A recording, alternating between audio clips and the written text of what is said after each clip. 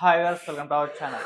బంగ్లాదేశ్‌లో హిందువులపైన దాడులు జరుగుతున్నాయి. ఇస్కాన్ నాయకుడు చిన్మయ్ దాస్ గారు కూడా అరెస్ట్ అవ్వడం మొత్తం కూడా తీవ్ర స్థాయిలో సంచలనంగా మారింది. అయితే బంగ్లాదేశ్‌లో పరిస్థితులు ఏ విధంగా ఉన్నాయి? ఎందుకు ఈ వివాదాలు జరుగుతున్నాయి? ఇప్పుడు ఇదే అంశం మీద డిస్కస్ చేయడానికి ప్రెజెంట్ మనతో పాటు జగదేవ్ గారు సీనియర్ జర్నలిస్ట్ ఉన్నారు. వారితో ఒకసారి డిస్కస్ చేసి తెలుసుకుందాం. సార్ నమస్కారం సార్. నమస్తే.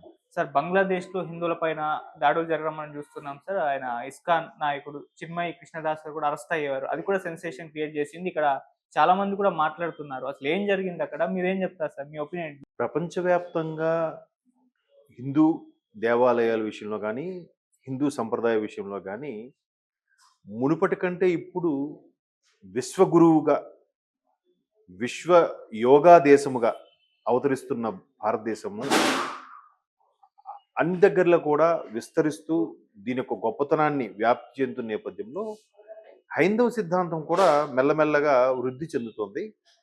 ఒక విధంగా చెప్పాలంటే నరేంద్ర మోదీ గారు 2014లో అధికారం చేపట్టిన తర్వాత నుంచి ఇది కాస్త పెరిగిందని చెప్పొచ్చు. అంటే ధైర్యంగా హిందువులు ఉండగలుగుతున్నారని చెప్పొచ్చు.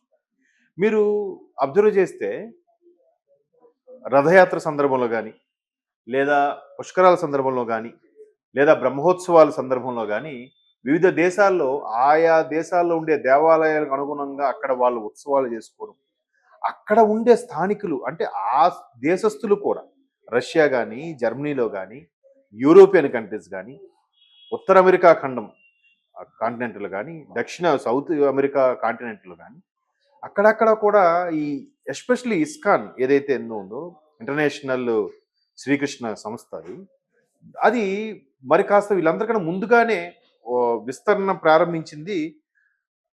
హైందవ సిద్ధాంతంలోనూ అలాగే జగద్గురు కృష్ణం వందే జగద్గురు అంటారు. ఆయన్ని జగద్గురువుగా భావించి విశ్వగురువుగా భారతదేశం అవతరించడానికి పునాది వేసింది మాత్రం నిజంగా మహానుభావుడు శ్రీల ప్రభుపాదులు వారి ఇస్కాన్ వ్యవస్థాపకులు. సో దాని తర్వాత హిందూ సిద్ధాంతం కూడా అక్కడక్కడ వ్యాప్తి చెందుతుంది. అయితే ఈ భారతదేశం దగ్గరికి వచ్చేసరికి మనకి పాకిస్తాన్ ఉంది, ఇటువైపు బంగ్లాదేశ్ ఉంది. బంగ్లాదేశ్ని తూర్పు పాకిస్తాన్ అనేవాళ్ళు. ఎందుకంటే సేమ్ ఆ బంగ్లా ఏది వ్యవహారం ఉందో అది అట్లాగే విడిపోయింది, పాకిస్తాన్ కూడా అలాగే విడిపోయింది. సో ఈ రెండు కూడా ముస్లిం మత రాజ్యాలు.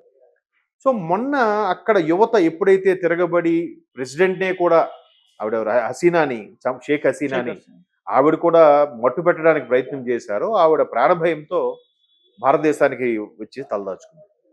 అసలు ప్రపంచంలో ఉండే చాలా దేశాలతో పోల్చితే భారతదేశం అత్యంత సెక్యూర్డ్గా ప్రదేశం. చాలామంది ఓవర్ యాక్షన్తో ఇక్కడ సెక్యూరిటీ లేదు, అమెరికన్ లాంటి వాళ్ళు లేదంటే ఆవిడెవరు సానియా మీర్జా లాంటి వాళ్ళు ఇక్కడ ఇది లేదు అని చెప్పిన సందర్భాలకి నెటిజన్స్ ఏ విధంగా ట్రోల్స్ చేశారంటే, అమ్మా నువ్వు ఇండియా వస్తే ఎట్లా ఉంటావు నీ డ్రెస్సింగ్ సెన్స్, అదే పాకిస్తాన్ వెళ్తే కంప్లీట్ బురకాతో ఉంటావు తల్లి, ఎక్కడ ఫ్రీడమ్ ఉందో ఒకసారి నువ్వే ఆలోచించుకో అని నెటిజన్స్ ట్రోల్స్ చేశారు. ఎక్కడో ఏదో ఇన్సిడెంట్ జరిగిందని రాబోయే రోజుల్లో నా పిల్లలు ఇక్కడ సేఫ్టీగా ఉండగలరా లేదా అని భయం వేస్తుందని చెప్పి అమెరికాని గారు ట్వీట్ చేస్తే, బాబు నిజమే, నీకు అంత భయంగా ఉన్నప్పుడు మరి ఈ దేశంలో ఎందుకు ఉండడం, వెళ్ళిపో.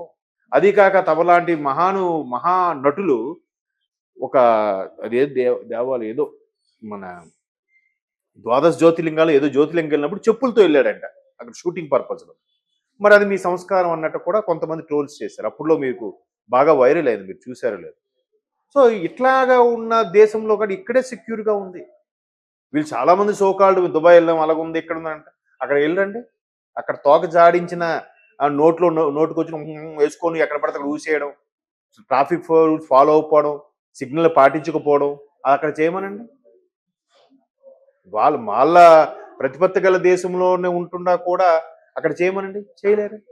ఈవెన్ అరబ్ షేక్లు కూడా ఒక దగ్గర ఎక్కడో హిందూ దేశం సంబంధించి ఒక శివాలయం ఓపెన్ చేసి వాళ్ళకి అక్కడ అందరితో పాటు వచ్చి పూజలు చేయడం, ఇవన్నీ కూడా వ్యాప్తి చెందుతున్న నేపథ్యంలో ఒక విధంగా హిందూ దేవాలయాల మీద వాటి మీద కక్షగట్టి తగ్గించాలని కూడా ప్రయత్నం చేస్తారు కదా.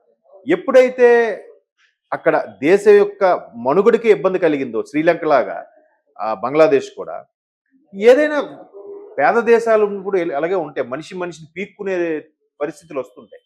అలాంటి సందర్భంలో ఇంకా ప్రెసిడెంట్ మీద అటాక్ చేయడం, అందరూ ఎదురు తిరగడం, మిలిటరీని కూడా ఎదిరించడం అన్నీ జరిగిన తర్వాత మొత్తానికి ఈ యువత నిరుద్యోగులు ఎవరైతే ఉన్నారో వీళ్ళందరూ కాంప్రమైజ్ మిలిటరీతో ఎందుకు గొడవ మనలో మనకని చెప్పి కాంప్రమైజ్ చేసి ఒక చీఫ్ అడ్వైజర్గా మహమ్మద్ యూనస్ అని ఒక పెద్ద ఆయన నియమించారు. ప్రస్తుతానికి ఒక మిలిటరీ దీంట్లో ఉన్నా కూడా ఒక స్వయం ప్రతిపత్తిలా ప్రస్తుతం నడుస్తుంది. ఇంకా పూర్తి స్థాయిలో కుదురుకోలేదు. ఇదే అదనంగా చూసుకొని చాలా మంది ఇదే మన ఓన్లీ కేవలం ముస్లిం దేశం కాబట్టి వీళ్ళే ఉండి మిగతా వాళ్ళ మీద దాడులు చేద్దామని స్టార్ట్ చేశారు. చాలా దేవాలయాలు ఇప్పుడు చిట్టగాంగు అని ఉంటుంది. చిట్టగాంగులో ఒక ఫేమస్ దేవాలయం ఉంటుంది. ఆ దేవాలయం దాడులు అంతెందుకండి, మన దగ్గరే జరుగుతున్నాయిగా ముత్యాలమ్మ గుడి, హనుమాన్ టెంపుల్, ఇంకో దగ్గర కూడా ఎవరు ఎవరు మాట్లాడుతున్నారు? లౌకిక రాజ్యం అని అంటారు. ఇక్కడ ఎవడు మాట్లాడి ఇంక అక్కడ బెటరు. అక్కడ ఇలా అన్ని జరుగుతుంటే ఆయన ఎవరు, చిన్మయ కృష్ణదాస్ ఆయన పేరు, ఆయన ఇస్కాన్ సంబంధించిన ఆయన ఇట్లా చేయడం కరెక్ట్ కాదు అని ఆయన ఖండిస్తే ఆయన్ని అరెస్ట్ చేసే ప్రయత్నం చేశారు. హిందువులు కూడా ఓచుకోత కోస్తున్నారు. ఒకప్పుడు ఇండియా పాకిస్తాన్ విడిపోయినప్పుడు కూడా ఒకటే గవర్నమెంట్ అనౌన్స్ చేశారు, ఏంటని, ఇక్కడ ఉండాలని ఉండొచ్చు, వెళ్ళిపోయాను వెళ్ళిపోవచ్చు అంటే చాలా మంది వెళ్ళిపోయారు. కొంతమంది లేదు, మేము ఈ గడ్డ మీద పుట్టాం, మాది ఇదే దేశం అనుకుని ఉన్నారు. ఈ రోజుకి అంత మంచి సానుభూతి మంచి వాళ్ళు చాలా మంది ఉన్నారు మన దగ్గర. సో అక్కడికి వెళ్ళిపోయిన వాళ్ళు ఏం చేశారు, అక్కడ నివసిస్తున్న వాళ్ళని ఓచకోత కోసారు. వెళ్తారా అని అప్పట్లోనే సుమారుగా 2 కోట్ల మందిని చంపేశారు. 2 crores దేశ విభజన సమయంలో. అంటే మనకి లెక్కకు వచ్చింది, ఇది లెక్కకు రాని విన్నాం. ఒక్కొక్కరు ప్రాణాలు, ఆడవాళ్ళు, పసిపిల్లలు ఆ నది దాటుకొని వస్తే వచ్చారు, రాలేక వాళ్ళ ఆస్తులు కొల్లగొట్టేసి. ఇంకా మరి ఆ మధ్యకాలంలో గోపీచంద్ గారి సినిమా ఒకటి వచ్చింది, సాహసం అని. మా తాతగారి ఆస్తి అక్కడ, నిధి ఎక్కడ ఉందనుకుని ఆయన వెళ్తాడు. సో అది కథగా తీసుకున్న అలాంటి జీవితాలు కోకొల్లలు. సో విభజన జరిగినప్పుడు సుమారుగా 32% ఎంతో ఉన్న హిందువులు ఈరోజు 2%కి ఎంతో ఉన్నారండి పాకిస్తాన్. అదే విభజన సమయంలో భారతదేశంలో ఉన్న హిందువులు ఎంత పర్సెంటేజ్ ఉన్నారు, ఇప్పుడు ఎంత పర్సెంటేజ్ ఉన్నారో చూడండి. సో ఇప్పుడు ఎక్కడ సెక్యూర్గా ఉంది, ఏ దేశం భద్రత కల్పిస్తుంది అన్ని మతాల వారికి, అన్ని కులాల వారికి? ఒక భారతదేశం.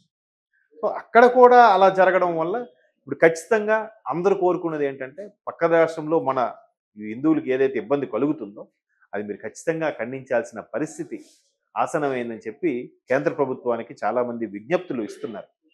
కోర్స్ అలా అన్నప్పుడు కొంతమంది మేధావులు, కొంతమంది నటులు, దర్శకులు ఉన్నారు కదా, పేర్లు అనవసరం.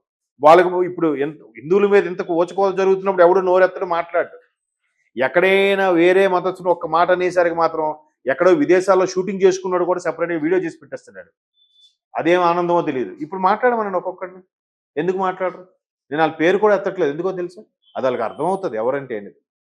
అది వాళ్ళ విజ్ఞతగా వదిలేద్దాం. మరి ఎంత సెక్యులరు అంత ఇన్ని మాట్లాడతారు కదా, ఓన్లీ భారతదేశంలో ఉన్న వాళ్ళే రక్షిస్తేనే మీకు మానవత్వమా? ప్రపంచ దేశాల వల్ల ఎవరేమైపోయినా వాళ్ళు మనుషులు కాదా? అప్పుడు లేదా మీకు మానవత్వం?